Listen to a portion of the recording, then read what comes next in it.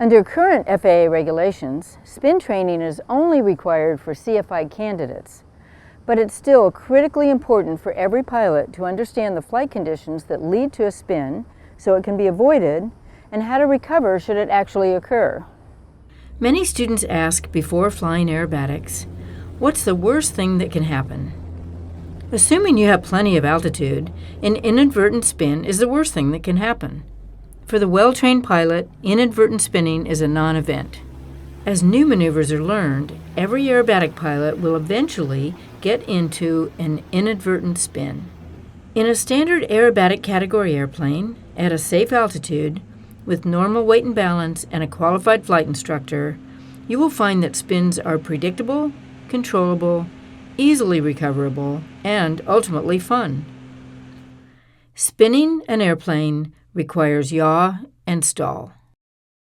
The spin is the result of an uncoordinated stall, with the wings generating unequal lift and drag while being subjected to continuous yaw, resulting in an auto-rotation around the vertical axis. We practice spin entry and recovery procedures to make pilots aware of the conditions leading to spins and recognizing when they occur.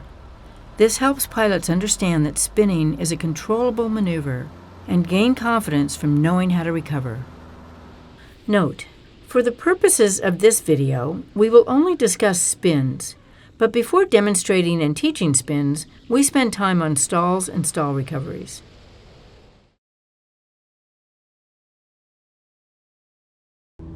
Every precision aerobatic maneuver starts and ends with level flight, and the spin is no exception.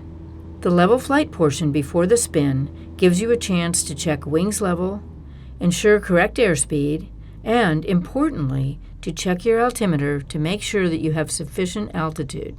And don't forget to check for traffic below you. Let's first watch the maneuver in real time from start to finish.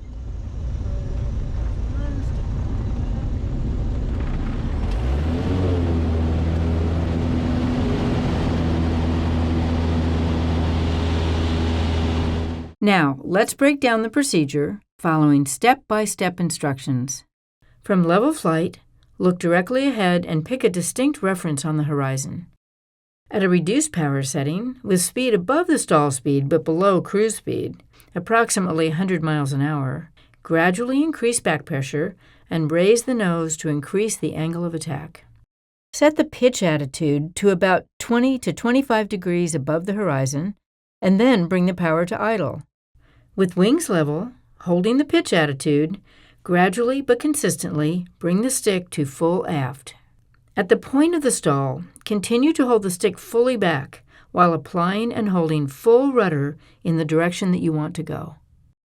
After the predetermined number of rotations, we start with 1 to 1.5, first apply opposite rudder to stop the rotation. Next, apply forward elevator to break the stall and the critical angle of attack.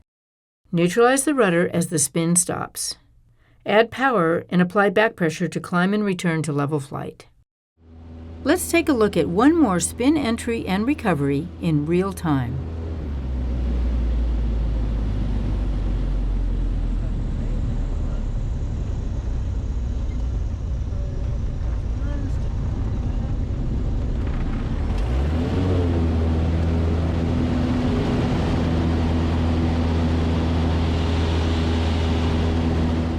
If you fly an airplane without an inverted system, the technique for this maneuver remains the same. PAIR is an acronym for the standard spin recovery technique applicable to many types of aircraft.